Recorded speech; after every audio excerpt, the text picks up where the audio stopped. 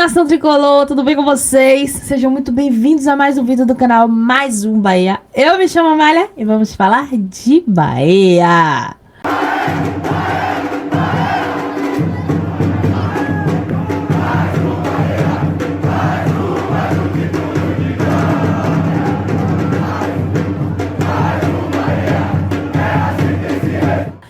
Fala, nação! Bom, após o nosso jogo contra o Bragantino, que triunfamos de virada, nosso técnico Rogério Ceni deu uma entrevista. E assim, essa entrevista do Ceni deu o que falar, meio polêmica, tá bom? O Ceni questiona, fala da arbitragem, fala do VAR, fala de alguns jogadores, fala de técnico. Ceni largou o doce aqui, falou sobre o Cauli. Vamos acompanhar uns trechinhos, né, das polêmicas do nosso querido Rogério Ceni, que realmente a arbitragem brasileira deixa um pouco a desejar, né, não, gente? E assim, o jogo Bahia e Bragantino, houve inúmeros questionamentos, né? Ele fala sobre o Cauli também. Bora acompanhar e a gente vai batendo um papo no decorrer, né? A gente vai conversando. O segundo tempo, para mim, muda assim, da água pro vinho a maneira como nós jogamos. Claro que o gol também interfere muito nisso, né? Mas o Red Bull já não conseguiu praticamente, a não ser num contra-ataque ou outro esporádico, sair do campo de defesa. Nós controlamos bem o jogo, tínhamos uma carência hoje em trocas, né? No setor ofensivo. Inclusive, eu vi muitos questionamentos, né? Que após a saída do Nestor, a entrada do Cauli, a entrada do Everton Ribeiro, o jogo toma outro rumo. E realmente foi o que aconteceu. E vi muitos questionamentos em relação à compra do Nestor, né? O povo botou muito na balança, a galera botou muito na balança esse jogo. E que o Nestor não vale, o que vai ser comprado. Pelo que eu vi, já tá tudo ok, né? Eu trouxe até esse vídeo aqui. Mas, gente, se a gente for parar pra raciocinar, a forma que o Bahia trabalha, né? Que os dirigentes do Bahia vêm trabalhando, Cadu Santoro e companhia, a compra do Nestor pode ser algo que está sendo visionário para o Cadu. Por que, Amália? Já que Nestor não tem essa qualidade toda? A gente já viu os valores que o Bahia repassa aos seus jogadores. O São Paulo tem uma dívida com o Grupo City. Essa dívida foi abatida através de Nestor. Nestor foi comprado, né, por um valor até mais abaixo do que o que ele vale, né? E o Bahia pode vender o Nestor, sim, por um valor mais alto, gente. Qualificar o Nestor e vender por um valor mais alto. Então, isso pode estar sendo visado. Eu vi alguns comentários em relação a isso, eu já tinha pensado sobre isso também. O Bahia não está comprando o Nestor para encorpar o elenco, por exemplo. Porque o Nestor é um bom jogador, por exemplo. A gente vê o exemplo do Biel. Por quanto o Bahia passou o Biel para o Sporting, né? Lá de Portugal. A gente vê o exemplo do Tassiano, que não tá muito bem lá no Santos. E demais companhia, o Lúcio, né? Que é um jogador de peso. O Lúcio que não vem de uma fase muito boa, mas é um jogador de peso. O Bahia passou o Lúcio por um valor muito bom também. Então assim, o Bahia é mestre, né? Os dirigentes do Bahia são mestres nesse quesito de repassar, de valorizar o jogador e repassar. E pode vender o Nestor, usar o dinheiro de Nestor para comprar um jogador de maior qualidade. Entende? Boa noite, Rogério. Parabéns pelo triunfo. Você estava falando sobre o Cauli, né? O Cauli participa ali dos 2 gols, inclusive o segundo gol ele faz o corta-luz para o William José, né? O outro talvez finalizasse e podemos dizer que o gol não saísse. Mas eu queria que você falasse justamente sobre o Cauli um pouco mais, Rogério, porque assim, outros atletas foram recuperados. O David Duarte hoje, inclusive, que o torcedor em outro momento descartava, fez um partidaço também. Eu queria que você falasse sobre isso, de como recuperar o Cauli, como ter o Cauli inteiro, ajudando mais a equipe, se é questão de posicionamento, o que é que tem acontecido e como você pode contar com o Cauli mais vezes. Bom, se tem um jogador que eu nunca desisti, sempre tentei encontrar espaço, foi o Cauli desde 2023 para que ele sempre jogasse. Eu até nem sei se foi um corta-luz ou não, da onde eu tô, eu não tenho condições. Eu acho que quando a gente ganha, a gente vê corta-luz até onde não tem corta, nem luz, nem nada, né? Mas pode ser que tenha sido mesmo e eu não consiga ter enxergado do banco, porque também o jogo é muito rápido, né? Eu achei até que ele tentou entrar para finalizar e não alcançou a bola, mas não vi o lance de um ângulo que possa me favorecer para ter essa conclusão, mas que ele entrou muito bem no jogo, entrou. O Cauli, quando a gente joga com um tripé, ele para recomposição dele ele sofre como 8, sabe? O Cauli é um jogador mais de 10. Mas por que você não usa o 10? Porque eu tenho um sistema com o Everton, com tudo que eu, né, tento manter para ter o controle de jogo, hora com 2 pontas, Juba por dentro, hora com lateral por fora. Mas a velocidade também é importante para manter, já que eu tenho normalmente o William jogando, que é um jogador que não tem esse ataque ao espaço, eu preciso ter 2 jogadores de velocidade. E hoje ele entrou numa função, nós trouxemos o Thiago para o lado, né, e botamos ele e o William por dentro. Eu acho que está aí até uma função que a gente possa, quem sabe, aproveitar mais vezes para o Cauli, ter mais oportunidades, mais minutos para jogar. Acho que ele entrou bem hoje, ajudou. Quando utilizarmos uma formação como essa, de repente ele possa ser mais útil nessa formação, ter mais minutos. Rogério, boa noite. A gente sabe que em campo o Everton Ribeiro é diferente. Sim. Eu queria que você falasse um pouco do comprometimento dele e quanto isso impacta dentro do elenco. Antes do Ceni falar do Everton, bora falar do Cauli. O que o Ceni falou, né, de colocar o Cauli nessa posição, é o que a gente, torcedor, sempre vinha falando sobre isso. Que é a mesma posição do Cauli de 2023, que o Paiva, por incrível que pareça, né, o Paiva conseguiu transformar o Cauli, trabalhar com o Cauli, transformar não, porque ele já vinha com a qualidade dele, mas acendeu o Cauli, e o Ceni enxergou isso agora, Ceni. Você vai ver isso agora, querido. Por incrível que pareça, o Cauli, que jogou muito bem, essa partida foi assim, extraordinária do Cauli, né, a gente disse que o nosso mago voltou. Ainda teve alguns comentaristas baianos ainda falando mal do Cauli. Quem acompanha o canal aqui viu do vídeo que eu tinha colocado. Ainda teve alguns ainda questionando o Cauli. Então eu acho que já virou até uma birra, né? Em relação ao Cauli. Mas ele foi importantíssimo, crucial, quando a partir do momento que ele e o Everton, né, entra em campo, o jogo muda. O Will mete 2 gols. Que aí foi essa resenha gostosa da gente ganhar de virada, né?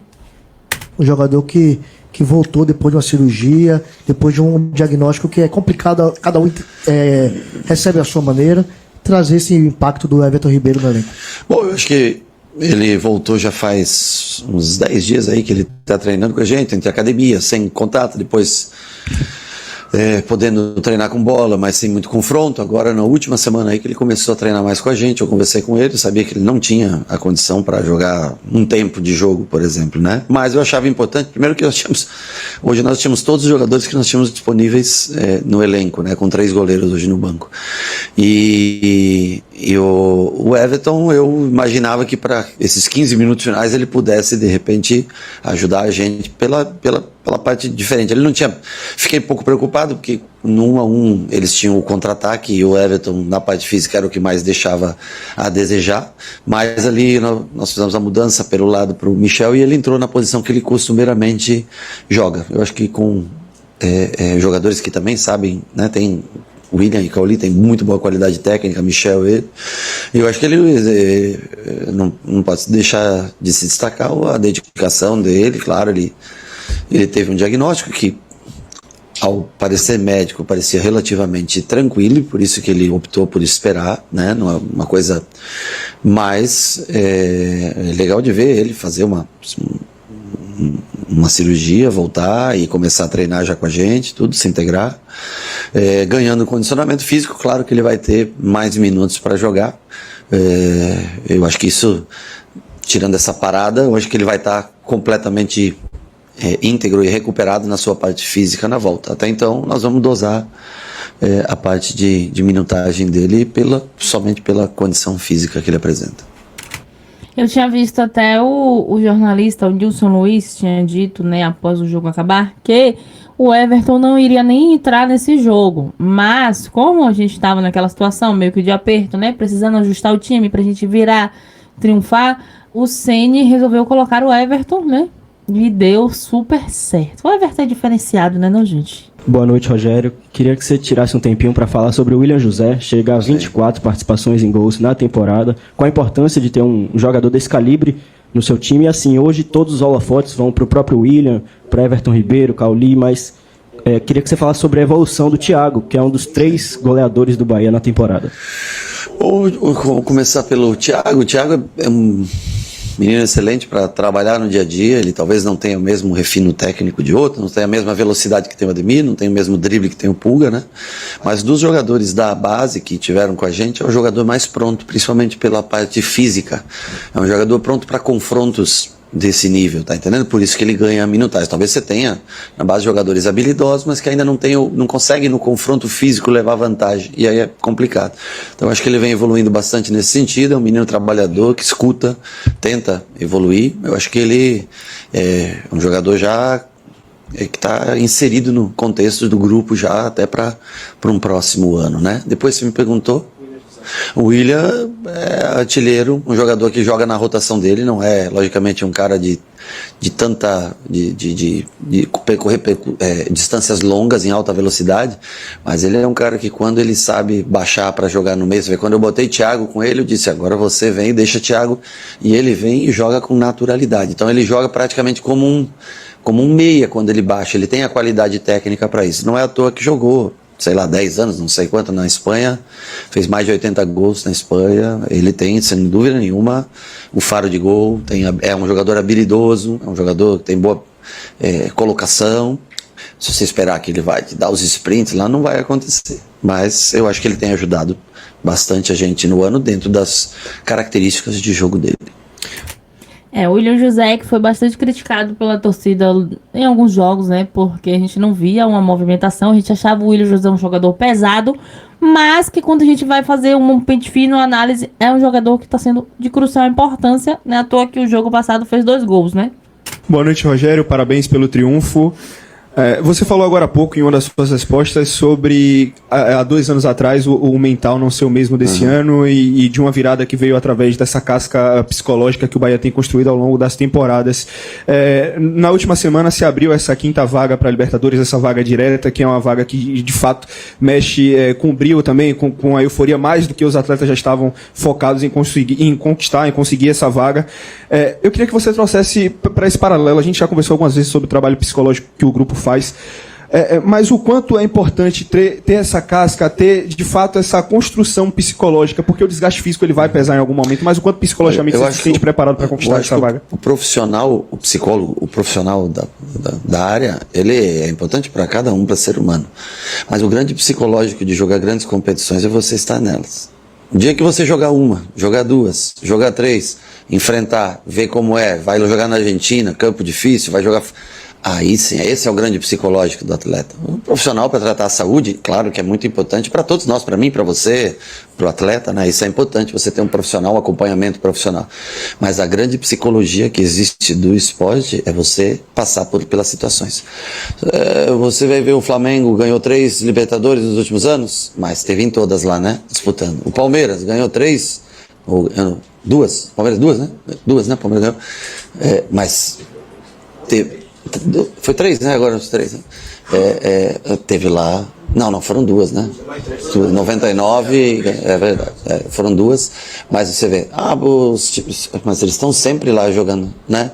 Se você jogar sempre, você vai criar casca, você vai entender a competição, vai cada vez mais aprender mais sobre a competição. O problema é que as pessoas querem ir lá, chegar uma vez e achar que vão lá e vão ganhar, né? Não é uma coisa simples, mas a luta nossa, sem dúvida, eu falei para eles, e o que eu falei também é do compromisso que nós temos em não voltar dessa viagem sem ponto. Nós não podemos. Se nós tivermos força para jogar aqui, nós temos que ter a mesma força mental para jogar fora de casa. Nós temos que aprender isso. E é o grande objetivo nosso, tentar levar esse time a jogar sua segunda Libertadores, provavelmente mais experiente, mais confiante, já tendo enfrentado diversas situações, e que é muito difícil. Não é difícil para todo mundo. Você vê que tá lá os 2 que todo mundo considerava os 2 favoritos, são os que estão na final. Não tem muita surpresa. Vai chegar um dia, se a gente conseguir repetir várias vezes, que nós talvez sejamos um dos nomes que pode chegar mais à frente. Para isso nós temos que enfrentar as situações. Gente, eu tinha falado sobre isso, que acompanha o canal aqui, acho que lembra disso que eu tinha dito em um vídeo, né? Eu fiz uma análise em relação a isso, Bahia na Libertadores. A gente tá em busca, né? De continuar ali no G5, quem sabe até um G4, mas o poderoso Mirassol tá tão aí, né? Embalado. Mas essa questão do que o Ceni fala, de criar a casca, de criar a experiência, né? Eu tinha dito sobre isso, gente, foi depois de muitos anos. É como se fosse uma primeira vez do Bahia na Libertadores, então não ia ser campeão logo de primeira e tal. E o Ceni confirmou isso agora, né? Eu tinha chamado a atenção de alguns jogadores, chamado a atenção não, um desabafo, né? A gente conversa aqui, a gente bate um papo sobre uma cobrança, né? Que o Bahia foi fraco na Libertadores e tal, mas assim, depois de anos a gente conseguiu chegar lá. O Palmeiras já tem um certo investimento, o Flamengo já tem um certo investimento, como o próprio Ceni falou, os caras já estão lá há muito tempo, ó. Já tem essa experiência lá há muito tempo, né? E outro parâmetro super importante que o Ceni falou aqui foi sobre ganhar fora de casa. A gente joga bem dentro de casa, porque fora de casa a gente se apaga, parece que esqueceu de tudo. E não pode. Tem que vir com esse ponto na bagagem, nem que seja um ponto por empate, né? Empatar fora de casa, tá ótimo. Quem não pode empatar é o dono da casa, não é? O que a gente não pode é perder. Então, super importante isso aí. Espero que eles levem na bagagem esse pensamento, né? E para finalizar agora, só a última fala do Ceni, que foi bem polêmica, deu o que falar em relação à arbitragem. Boa noite, Rogério. Parabéns pelo triunfo. A CBF, agora dia 23 de outubro, criou um grupo de trabalho para debater a arbitragem no futebol brasileiro. E acaba sendo até confortável falar depois de um triunfo. Sem fulanizar a arbitragem, queria te ouvir a respeito da situação do futebol brasileiro com relação a esse contexto. Porque a gente tem profissionais em campo e tem um árbitro que ainda não é profissional e é justamente o principal responsável ali pela condução do jogo. De que forma você vê essa realidade da arbitragem no futebol brasileiro em um contexto desafiador perante profissionais que não são profissionais e diante de clubes que sabem a importância do árbitro, que pode inclusive definir o futuro dos clubes e também de atletas? Bom, devido ao contexto que o futebol chegou, né, tudo que se envolve, eu acho que, sem dúvida nenhuma, se você pudesse profissionalizar pessoas que tenham como única e exclusivamente seu pensamento o futebol em si, o jogo, logicamente que provavelmente diminuiriam erros. O problema é o comportamental no Brasil. Eu acho que se tinha que criar regras mais severas. Eu te dou um exemplo. O jogador, quem que foi expulso essa semana aí, cara, um jogo do Flamengo, acho que foi. Não foi? O Plata? Desculpa. O cara que foi provocar ele no chão para que ele desse, o cara deveria ser expulso junto. Você tem que criar mecanismos, porque senão o cara vem e provoca, o cara fez nada praticamente, foi expulso. Você vê vários jogos onde o causador da expulsão, da reação do cara, porque ele não teve controle não. Se o cara foi provocar no chão, eu acho que... Aí o goleiro, regra, 1, 2, 3, 4, 5. E no tiro de meta? Se você for contar no tiro de meta, dá 1, 5, 10, 15, 30... Hoje teve um que deu 60 segundos, teve um tiro de meta, para bater um tiro de meta. Aí não... Então assim, nós temos que ter regras mais claras, né? E a gente tem que deixar de ser tão chato para apitar, para deixar o árbitro arbitrar de maneira um pouco mais tranquila. Hoje não foi, eu gosto muito do Marcelo, mas não foi tão boa a arbitragem dele não. Ele errou bastante. Assim como esses dias o Klaus esteve aqui, eu esqueci de falar até, o Klaus fez uma arbitragem, uma aula de arbitragem. Eu que falei esses dias, falei que cada um tem seu tempo e tal, e ele foi uma arbitragem perfeita que ele veio aqui fazer esse dia. Não lembro nem que jogo foi. Não sei se foi Grêmio, Inter. Não, foi aqui. Pois é, então. Então, assim, muito de árbitro, mas o jogador é muito chato brasileiro. Os goleiros, muita cera. Treinador, tudo chato. Tudo, sabe? Agora, temos que profissionalizar, claro, temos que dar mais condições para os caras. E outra coisa, instalar o VAR no Brasil, né? Pô, o VAR faz merda pra caramba aqui, hein? O VAR atrasa o jogo, entra onde não deve, chama onde não precisa, gasta tempo do jogo pra caramba, sabe? Menos, né? E sejam mais objetivos, pô, se você tem a câmera lá de cima, você não... Uma coisa é você... por exemplo, você falou, o Cauli fez um corta-luz. Eu disse, eu acho que não foi corta-luz, mas o que eu tenho é um frame, uma imagem. O cara lá de cima tem de todo ano, não pode cometer erro. E outra coisa, quem jogou sabe quando é uma coisa... Quem não jogou é difícil mesmo fazer a interpretação. Mas eu acho que os árbitros estão sofrendo muito com esse auxílio de todo mundo falar no ouvido do cara. O cara já começa também a se perder um pouco. O Marcelo, que faz sempre arbitragem boas, hoje não fez uma arbitragem tão... acho que não foi tão... o Klaus, que eu tinha reclamado outra vez, fez uma puta arbitragem da última vez que veio. Então é muito mais Se você puder dar mais condições para o árbitro, sem dúvida nenhuma, pagar melhor, remunerar melhor, corre menos riscos de, né, desse negócio de apostas, de tudo que existe aí, eu acho que é sempre bom. Eu concordo com o Ceni, viu? Tem que haver uma reciclagem, tem que haver um critério, o que é, o que não é, porque em um jogo acontece tal lance, aqui foi válido, no outro jogo acontece o mesmo lance e, sabe, não tem uma regra ali concreta para aquilo, né? É pênalti, não é, isso aqui é falta, isso aqui não é. E essa questão da do VAR, né? A gente, quando vai ver os áudios, vai analisar os áudios, tá sempre muita bagunça mesmo, muita conversa.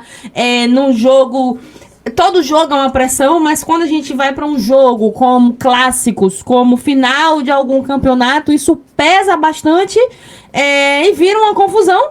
E o árbitro acaba fazendo besteira, né? E tem essa questão das casas de aposta também, como o Ceni falou. É tudo um conjunto, né? Como o novo presidente da CBF tá aí, a gente já viu algumas regras que foram mudadas. Acredito que ano que vem também vai haver esse critério para a arbitragem brasileira, que, assim, esse ano, todo ano é uma bagunça, mas esse ano foi, assim, fora do normal, né? Fora do normal. Mas é isso, né? Por aqui eu me encerro. Beijo, tricolor. Fiquem com Deus. Até a próxima.